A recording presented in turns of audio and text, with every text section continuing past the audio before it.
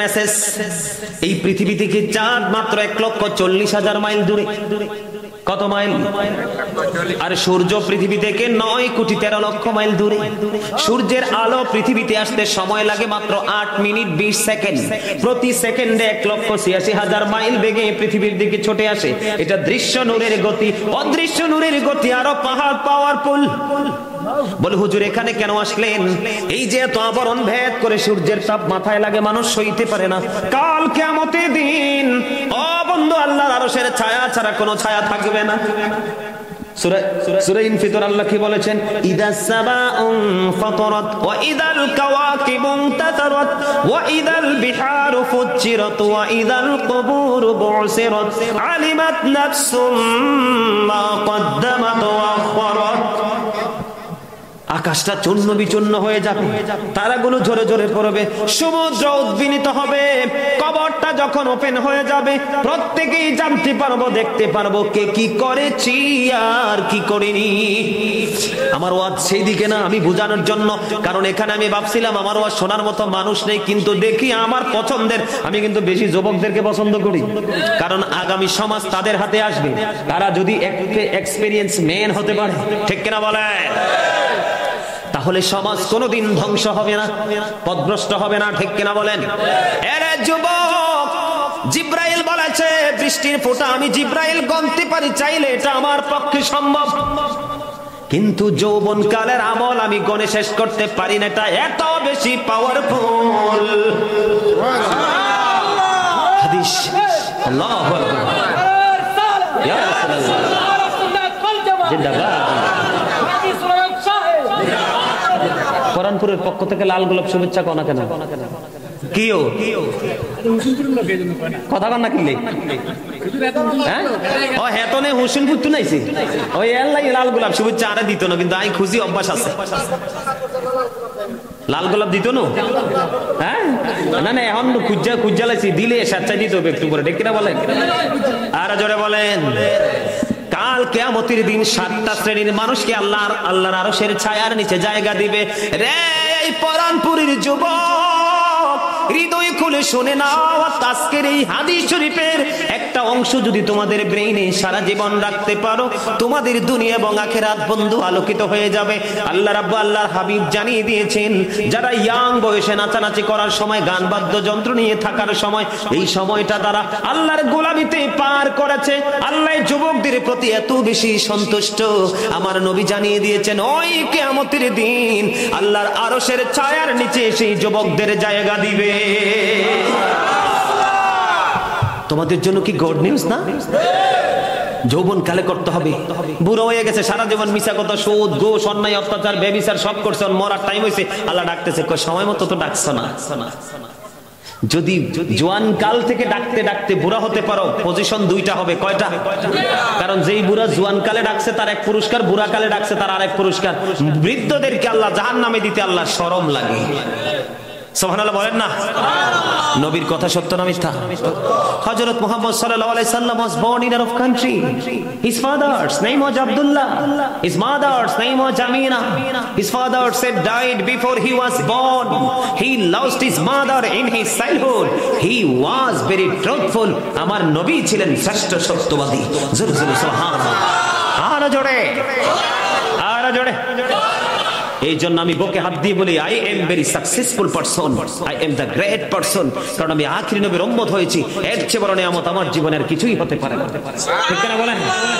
নবী দুনিয়াতে এসে বলছি, ইয়া রব্বি হাবলি উম্মতি, আমার উম্মতকে আমার হাওলা করে দাও। সুবহানাল্লাহ বলতেন না? নবী দুনিয়ায় সেজদা দিয়ে আল্লাহর কাছে চাইছে, আল্লাহ তুলে দিয়েছে। কিয়ামতের দিন নবীর জবানে থাকবে রব্বি সাল্লিম, রব্বি সাল্লিম, রব্বি সাল্লিম। জোরে জোরে সুবহানাল্লাহ। আমরা সেই নবীর উম্মত। নবী কিন্তু যাকে উম্মত বলে পরিচয় দিবে সেই বাঁচবে, আর বাকির বাঁচার উপায়। এই জন্যই ৭৩ দলের মধ্যে ৭২টা কই যাবে? আর একটা যাবে যেটা শুধু সুন্নিয়ত মুখে মুখে বললে হবে না। ফরজ বলেন, ওয়াজিব বলেন, সুন্নাত বলেন, যত বিধান আছে রাসূলের দেখানো সিস্টেম অনুযায়ী করলেই হলেন আপনি সুন্নিয়ত।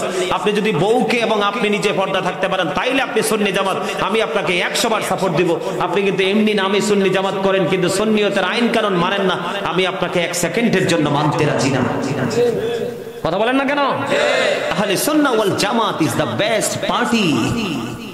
সুবহানাল্লাহ বলেন। বন্ধুরে আমার, মানুষের হক নিয়ে আলোচনা করতে হবে, টপিক সাকারে করতে হবে, কারণ আমার সময় খুবই অল্প, কাজ অনেক বেশি। আরে যুবক, আমি তোমাদেরকে বলবো, বর্তমানে মানুষের চরিত্র ভালো না খারাপ? আমার নবীর চরিত্র ভালো না খারাপ? ওয়া ইন্নাকা লাআলা খুলুকিন আযীম, you are a god character. আমার নবী ছিলেন উত্তম চরিত্রের অধিকারী। এখন আমি যদি আপনাদের দিকে নজর দেই, বর্তমান প্রেক্ষাপটের মানুষের দিকে নজর দেই, তাহলে আমি বলতে বাধ্য, ইউ আর এ ক্যারেক্টারলেস, চরিত্রহীন। যুবক, তোমরা একটু ধৈর্য ধরে শোনো, প্রাণ করে তোমাদের জন্য জীবন বড় দোয়া করব।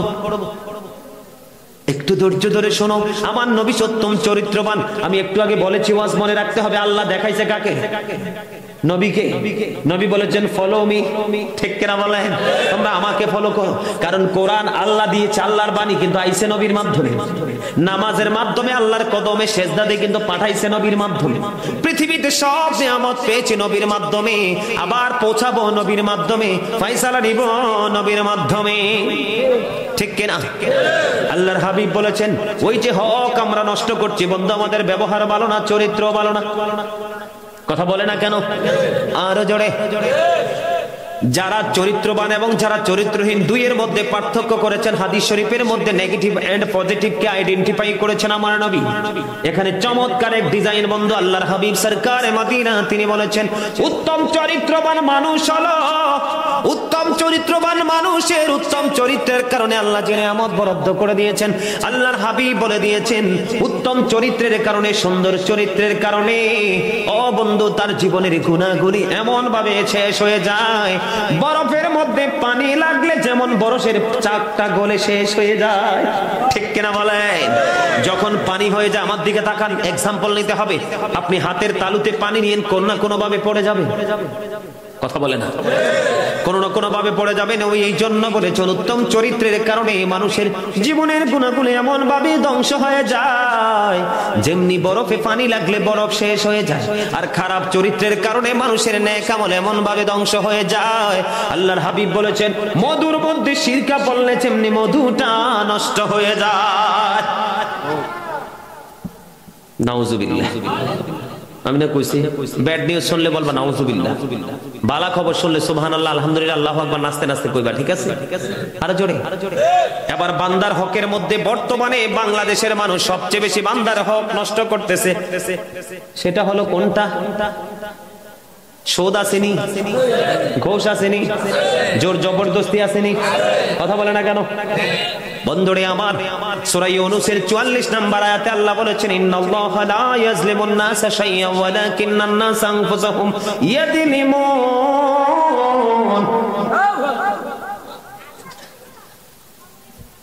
আল্লাহ রাব্বুল আলামিন বলেছেন, আমার দিকে তাকান, আল্লাহ রাব্বুল আলামিন বলেছেন, আল্লাহ মানুষের উপর জুলুম করে না। ইন্নাল্লাহা লা ইয়াজলিমুন নাস, আল্লাহ বলেছেন আল্লাহ মানুষের উপর জুলুম করে না। শাইআ ওয়ালাকিন্নান নাসা আনফুসাহুম ইয়াযলিমুন, সূরা ইউনূসের 44 নম্বর আয়াত। আল্লাহ রাব্বুল আলামিন বলেছেন, আমি আল্লাহর উপর, আমি মানুষের উপর জুলুম করি না, মানুষ নিজেই নিজের উপর জুলুম করে। বলছে কে? Allah doesn't wrong his slave, we are the ones who do wrong. আল্লাহ তার দাসের উপর জুলুম করে না, দাস নিজেই নিজের উপর জুলুম করে। আল্লাহ রাব্বুল আলামিন আরো বলেছে, আমাদের মেরাজের ডেট, ঠিক কিনা বলেন? আরে জোরে। আমার নবী যে মেরাজে গেছে জানেন নি? এটা আমার নবী যখন বন্ধ মেরাজ শরীফে চলে গেলেন, কোথায়? আমার নবী যখন মেরাজে গেলেন, জাহান্নামে একটা দল আমার নবী দেখতে পাইলেন। তাদের এক একজনের ঘর, এক একজনের পেট এক একটা ঘরের মতো বড় বড়। নাউজুবিল্লাহ বলেন না কেন? কিসের মতো বড় বড়? ঘর কি ছোট জিনিস না বড় জিনিস? এক একটা মানুষের পেট এক একটা ঘরের মতো বড় বড়। এবার আমার নবী জিব্রাইল আলাইহিস সালামকে প্রশ্ন করলো, ও ভাই জিব্রাইল বলো না, এই যে ঘরের মতো বড় বড় পেটওয়ালা মানুষগুলো দেখা যায় এরা কারা রে? এবার জিবরাইল বলল, ইয়া রাসূলুল্লাহ, ইয়া হাবিবাল্লাহ, নবী গো, এরা হলো দুনিয়ার সুদখোর। আমার নবী বলতেছেন, এই পেটের মধ্যে শুধু সাপ আর বিচ্ছু দেখা যায়। জোরে জোরে নাউজুবিল্লাহ। আমার নবী দেখে আইছে, দেখাতে কোনো সন্দেহ আছে? এবার সামুরা ইবনে জুনদুব রাদিয়াল্লাহু তাআলা আনহু থেকে একটা হাদিস শরীফ, আমার নবী সাহাবায়ে কেরামের সাথে হাদিস শরীফের মধ্যে স্বপ্নের ব্যাখ্যা দিলেন। ব্যাখ্যা দিতে গিয়ে অনেক তথ্য নবী দিয়েছেন। এর মধ্যে একটা তথ্য হলো, আমার নবী রক্তের নদী দেখতে পাইলেন। রক্তের নদীর মধ্যে একজন লোক সাঁতার কাটতেছে। সাঁতার কেটে কেটে কুলের দিকে আসতে চায়, পাড়ের দিকে আসতে চায়। নবী বলতেছেন, আমি দেখতে পাইলাম আরেকজন মানুষ কুলের মধ্যে বড় পাথর নিয়ে দাঁড়িয়ে আছে। লোকটা যখন কোলে আসতে চায়, কোল থেকে তাকে পাথর নিক্ষেপ করতেছে, পাড়ে আসতে দেয় না। আমার নবী প্রশ্ন করলেন, ফেরেশতারা রে, লোকটাকে?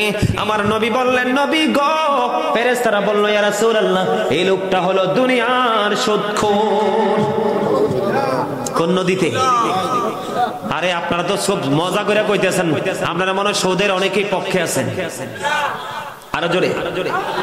ও মনে ধরলি নামাজ, পড়লি নামাজ সারা জীবন ভর, মনে ধরলি নামাজ, পড়লি নামাজ সারা জীবন ভর, নামাজ হইল নারী তোর নামাজের। মসজিদে পড়লে আজান সবার আগে যায়, নামাজ শেষে বাইরে এসে সুদের টাকা খায়। না না না না, পক্ষে আছে সুদের অনেকে, কারণ এটা খাইলে তো বাড়িঘর সুন্দর করা যায়, ঠিক কিনা বলে? বাড়িঘর বানাইতে চান?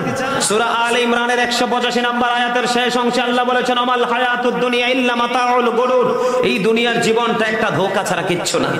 আরো জোরে। কি কি হাদিয়া লাগবে তো?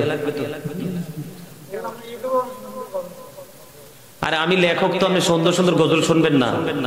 অসংখ্য লেখা আমার গজল, সুর অনেক। গজল শুনলে তুমি পাগল হয়ে যাবে। শান্তিনা থেকে আইসো, মনু একটু জিকির করবো, একটু ধৈর্য ধরে বইও। আরে আমি আপনাদের হাসানোর জন্য কথা বলি, আপনারা হাসতেও তো পারেন না। হাসেন, প্রাণ খুলে হাসেন, মন ভালো হবে, দিল ভালো হবে, হার্টটা একবারে ক্লিয়ার হয়ে যাবে। গোমরা মুখে থাকেন কেন? ভার ভার ভার ভাবে থাকেন কেন?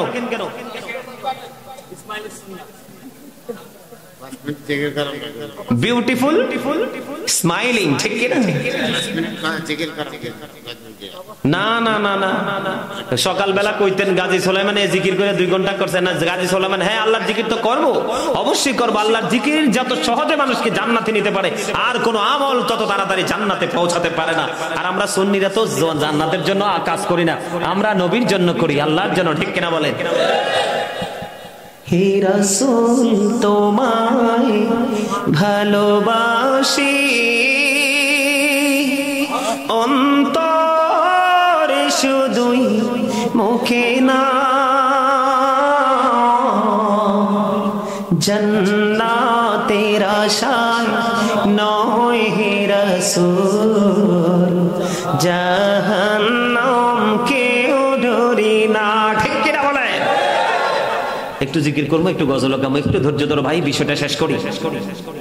আচ্ছা কমু কমু, সব কমু, তারা থাকলে সব কমু, আর তারা না থাকলে কার কাছে কমু? আল্লাহ রাসূল কিন্তু কইছে, মুসল্লির মনোযোগ না থাকলে ওয়াজ করো না, বন্ধ করে দাও, জাস্ট সাইলেন্ট। হ্যাঁ আচ্ছা গজল শোনাবো, আমার এই পিঞ্জরে গজল ভর্তি আছে। নবীর প্রেম যার কাছে আছে তার কাছে সব আছে। আচ্ছা ঠিক আছে, ওয়াজ শেষ করে লই, গজল শোনাবো, ইচ্ছা মতো শোনাবো, পকেটে হাদিয়াটা দিয়ে রেডি করে। বন্ধুরে আমার, একটু ধৈর্য ধরেন, একটু মজা দিয়েছি আপনাদেরকে, যেন আপনাদের অলসতা যেন দূর হয়ে যায়। এখন আমি আসি বন্ধু, টাকাটা হলো সুদ, হারাম। এই টাকা নিয়ে বাজার করেছেন, গোস্ত মাছ সব কিনছেন, কেনার পরে গৃহিণীকে, হাউস ওয়াইফকে বলেছেন রান্না করো, উনি রান্না শুরু করে দিল। রান্না করার পরে আপনি আমি আমরা সবাই খাইলাম, খাওয়ার পরে শরীরে ব্লাড তৈরি হয়েছে। কি হয়েছে? রক্ত তৈরি হয়েছে। ও বন্ধু, উপার্জনটা হারাম, রক্তটা কি হালাল নি? এই জন্য আমার মনে হয় ওই সুদখোরকে রক্তের নদীতে আল্লাহ দিয়েছে, সারা জীবন ভর সাঁতার কাটতে থাকো। রক্ত যখন বন্ধু বডি থেকে বের হয়ে যায়, দুর্গন্ধে কেউ 1 ঘন্টা 2 ঘন্টা একদিন পরে আর কেউ থাকতে পারে না। এই জন্য বলেছি সুদখোর সম্পর্কে বিভিন্ন ধরনের তথ্য বন্ধু কালেক্ট করেছি বন্ধু। সুদখোরের মতো নিকৃষ্ট ভয়ঙ্কর আর কেউ হতে পারে না। কিয়ামতের দিন তাদেরকে শুয়োর বানাইয়া জাহান্নামে দাঁড় করাবে। হযরত আবু হুরায়রা রাদিয়াল্লাহু তাআলা আনহু থেকে হাদিস কানা বর্ণিত কি আমার নবী বলেছেন সুদের 70টা স্তম্ভ। কয়টা? এর মধ্যে 70 নাম্বারটা হলো যেই ব্যক্তি সুদ খাইলো সে যেন তার গর্ভধারিণী মাকে বিবাহ করলো।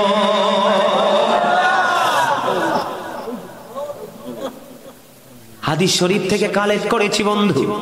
সুদের মাধ্যমে যে 1টি টাকা বন্ধু উপার্জন করলো সে যেন 36 বার বন্ধু জিনা করলো। ওই যে বলেছি সামুর ইবনে জুনদুব রাদিয়াল্লাহু তাআলা আনহু থেকে হাদিস কানা বর্ণিত, আমার নবীকে 2 জন ফেরেশতা এসে বলল নবী চলুন সফর করে আসি। নবী সফরে বের হলো। সফর করতে করতে অনেক দৃশ্য নবী দেখলেন। এর মধ্যে দেখলেন আগুনের একটা চুলা, চুলার মধ্যে উলঙ্গ নারী পুরুষ দেখা যায়। আমার নবী ফেরেশতাদেরকে প্রশ্ন করলো এই উলঙ্গ নারী পুরুষগুলো কারারে, কেন রে তাদেরকে আগুনে ফেলে রাখা হয়েছে? আমার নবী বলে দিয়েছেন। আমার নবী প্রশ্ন করার পরে ফেরেশতারা উত্তর দিয়েছে নবী গো এটা হলো জাহান্নাম, আর উলঙ্গ নারী পুরুষেরা হলো দুনিয়ার জিনা করনে ওয়ালা। কি বুঝলে? বাপরে বাপ, জিপুত্রী বড় লোক বানানোর জন্য পাগল হয়ে গেছেন। কোরআন শরীফের 19 পারা সূরা শুআরা 88 নম্বর আয়াত আল্লাহ স্পষ্ট করে বলে দিয়েছেন। বলবো ইয়াউমা লা ইয়ানফাউ মালু ওয়ালা বানুন, কিয়ামতের দিন আপনার ধন সম্পদ সন্তান সন্ততি একটাও কাজে লাগবে না। কার জন্য করছেন? এখনকার ছেলেরা আপনজন মরলে কবরের পারে যায়, দিন যত গড়াবে এগুলো আরো বেশি কবর থেকে দূরে। আপনি দুনিয়া থেকে আপনার বাজার করে নিয়ে যেতে পারেন হবে। বুদ্ধিমান মানুষ যারা তারা তাদের বাজার করছে, ওয়ারিসের বাজারও। কথা বলেন না কেন? আরো জোরে।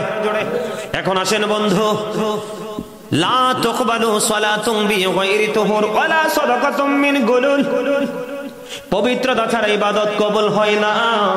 এবং হালাল দান, হালাল উপার্জন ছাড়া মানে হারাম টাকা দান করলে তার আল্লাহর দরবারে কবুল হয় না। আমাকে যখন কোথাও বলে হুজুর একটু কালেকশন করে দেন, আমি ওই যে আমার মিডিয়ার লোকেরা, এই যে মিডিয়ার লোকেরা সবাই জানে, আমি সব জায়গায় বলি বন্ধু যদি হালাল টাকা পকেটে থাকে দিয়া যাও, সুদ ঘুষ অন্যায় অত্যাচার চিটারি বাটপাড়ির টাকা দান করিও না। হারাম টাকা, নোংরা টাকা পবিত্র কাজে দানের কোনো বৈধতা নাই। বুখারী শরীফের মধ্যে সে যে হাদিস খানা, 9 টাকা আপনার হালাল, 1 টাকা আপনার হারাম, 1 টাকা যুক্ত করে 9 টাকার সাথে জামা বানাইলেন। এই জামা পরে আপনি নামাজ পড়লেন। রাসূল বলেছেন কিয়ামত পর্যন্ত সেজদা দিতে পারবা, আল্লাহর দরবারে সেজদা কবুল হবে না। অথচ হযরত আবু যর রাদিয়াল্লাহু তাআলা আনহু থেকে হাদিস কানা বর্ণিত, আমার নবী শীতের দিনে বের হলো। বের হওয়ার পরে দেখলেন গাছের পাতাগুলো জোরে জোরে পড়ছে। আমার নবী গাছের ডালা ধরলেন, ধরার পরে আবু যরকে ডাক দিলেন। আবু যর উত্তর দিল লাব্বাইকা ইয়া রাসূলুল্লাহ। আবু যর যখন উত্তর দিল, আমার নবী বলল রে আবু যর, নজর দিয়ে চাইয়া দেখো শীতের দিনে গাছের পাতা যেমনি শুষ্ক হয়ে জোরে জোরে পড়ছে, আল্লাহর বান্দা যখন আল্লাহর কুদরতি কদমে নামাজের মাধ্যমে যখন সেজদা দিবে, ওই গাছের পাতার মতো জীবনের গুনাহগুলি ঝরে পড়ে যাবে। এই হাদিসও নবী বলছেন। কি ওই হাদিসও? দুইটাই নবী বলেছে। এখানে পার্থক্য হলো আল্লাহ বলেছেন ইন্না সলাতা তানহা আনিল ফাহশাই ওয়াল মুনকার, নামাজ মানুষকে খারাপ কাজ থেকে বাঁচায় রাখে। এখন আপনি নামাজ পড়ার পরেও যদি সুদ ছাড়তে না পারেন, আপনি নামাজি না, আপনি বড় সুদখোর। এরা মাঝে মাঝে একবারে উইক হয়ে যায়, হ্যাঁ মানে মনোযোগ দিয়ে শুনছে। ওরে বাপরে, বিবেকবান মানুষের বিবেকবান মানুষের মতো কথা। আসলে আমার ভাই, আপনার ওনার নাম কি? এখানে আসেনি?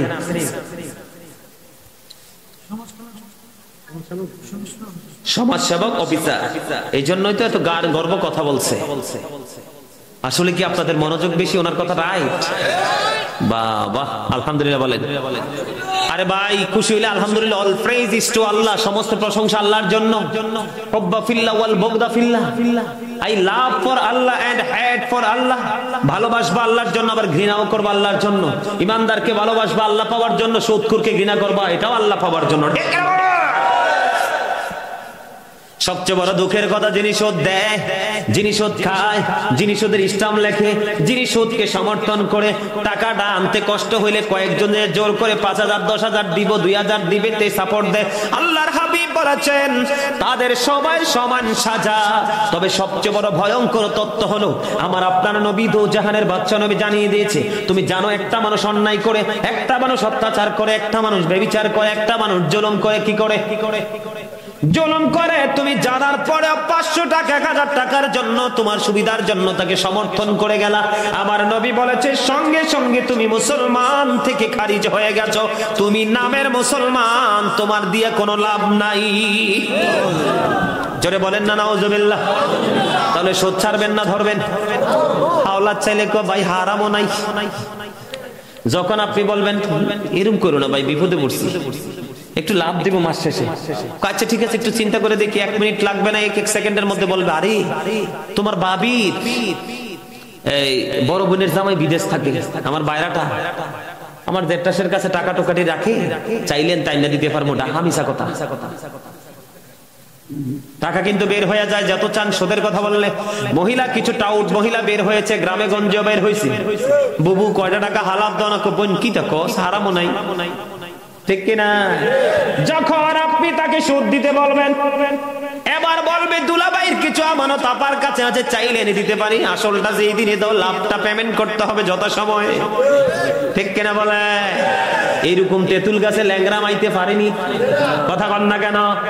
নষ্ট তেঁতুল গাছ এটা, তেঁতুল তো মিষ্টি আছে, টক আছে, এটা 100% টক, এত দুষ্ট, ঠিক কিনা বলে? আর জোরে ও ইমাম সাহেব আছেন এখানে, এই মসজিদের ইমাম সাহেব কেউ গা মনো তুমি, মুই আজকে একখানে কথা কইয়ে যাই, যে সদকা এর বাড়িতে খাইতে যাইও না, তোমার মুখ নাফা কইয়ে যাইবে। আল্লাহর কাছে দোয়া করলে আল্লাহ কইবে আমি তোমার দোয়া কবুল করতে পারবো না, কারণ তোমার মুখ থেকে দুর্গন্ধ আসে। আরে আপনারা হাইসা উড়াই দিন না, কথা বাস্তব তো।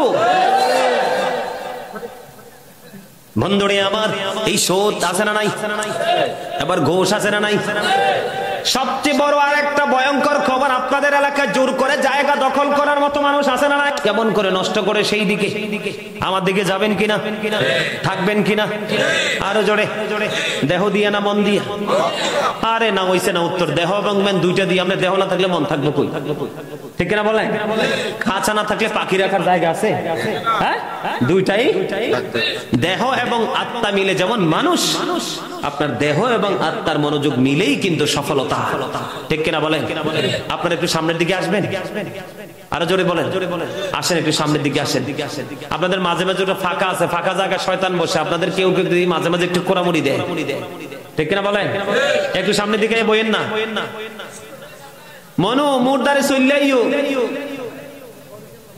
হ্যাঁ মুই ওর বড় কষ্ট হইলে চললাইছি, ঠিক কিনা বলে? ওয়াজ বলে পছন্দ হয় না, নাইবা যেতাম নেই। হ্যাঁ হ্যাঁ পছন্দ হয়েছে, হ্যাঁ আলহামদুলিল্লাহ। তোমরা যুবকরা যারা বসছো, তোমাদের জন্য তো আরো গুড নিউজ আছে, জানো? স্যারেরও আমার পছন্দ হয়েছে, কারণ হাসি খুশি লোক তো দেখছি, হাসি খুশি। এইসব মানুষ হার্টের রোগ হয় না, যেটি সবসময় এমনি থাকে, এগুলো দেখবেন আগামী সপ্তাহে শুনবেন যে হি ইজ ডেড। কারণ কি কয়? হার্ট এটা। কারণ যেই মানুষ বেশি হাসি, বেশি কোলাহল পরিবেশে থাকে, আল্লাহর জিকির বেশি করে, জিকা ইজ দা হার্ট মেডিসিন, জিকির হলো হার্টের ঔষধ। জিকির কি? হার্টের ঔষধ। এই জন্য গোমরামুখে থাকবেন না। আজকে আমি আপনাদেরকে এক্সাম্পল দিলাম, কি দিলাম? গোমরামুখে থাকবেন না, মানুষের সাথে মিশবেন, কথা বলবেন। বলে হুজুর কেমন করে মিশবো? সে তো সুযোগ দেয় না। আপনার বুদ্ধি হলো, যে সুযোগ দেন আপনাকে চান্স নাই, আপনি বলবেন আসসালামু আলাইকুম, সে হাসি দিয়ে ওয়ালাইকুম সালাম। একদিন হলো, ফার্স্ট টাইম, সেকেন্ড টাইম, দ্বিতীয় দিন সালাম দিতে দেরি বলবে সে তো আমাকে সালাম দে, আমার প্রিয় লোক, বন্ধু সখ্যতা হয়ে যাবে, নবীর কৌশল। জোরে বলেন না সুবহানাল্লাহ।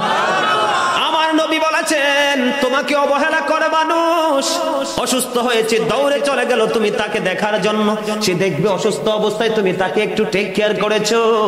ও বন্ধু, একটু সুস্থ হয়ে দেখবা তোমাকে বুকের মাঝখানে জায়গা দিবে। এটা আমার নবীর একটা কৌশল, সামাজিক বন্ধন। জোরে কর না সুবহানাল্লাহ। মানুষ যখন মারা যাবে তুমি গড়ে ভাব নিয়ে বসো না, তার জানাজা অংশগ্রহণ করবা।